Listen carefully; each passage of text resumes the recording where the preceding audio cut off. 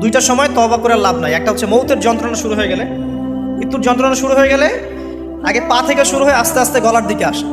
হাদিসে যেমনটা এসেছে, সূরা ওয়াকিয়ার মধ্যেও আছে যে পায়ের দিক থেকে যন্ত্রণা শুরু হয়ে আস্তে আস্তে আস্তে আস্তে এই গলার দিকে আসে, এবং আত্মাটা গলার এখানে যখন চলে আসে, এখান থেকে মালাকুল মউত আত্মাটাকে নিয়ে চলে যায়। এবং চোখ দিয়ে তাকিয়ে থাকে মানুষ, রুহটা চলে গেলে মানুষ চোখ দিয়ে তাকিয়ে থাকে। দেখবেন এই কারণে মৃত ব্যক্তি তাকিয়ে থাকে, চোখ খোলা থাকে। এবং তখন আসমান থেকে সিঁড়ি নামিয়ে দেওয়া হয়, ওই সিঁড়িতে করে আত্মা চলে যাচ্ছে, ও তাকিয়ে দেখে যে আত্মা চলে যাচ্ছে।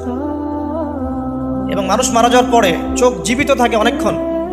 মেডিকেল সায়েন্স যারা পড়েছে তাদেরকে জিজ্ঞাসা করবে, মানুষ ডেড হয়ে গেলেও চোখ দেখবেন আরও কয়েক ঘন্টা, হয়তো আরও নির্দিষ্ট একটা সময় পর্যন্ত চোখটা কিন্তু জীবিত থাকে।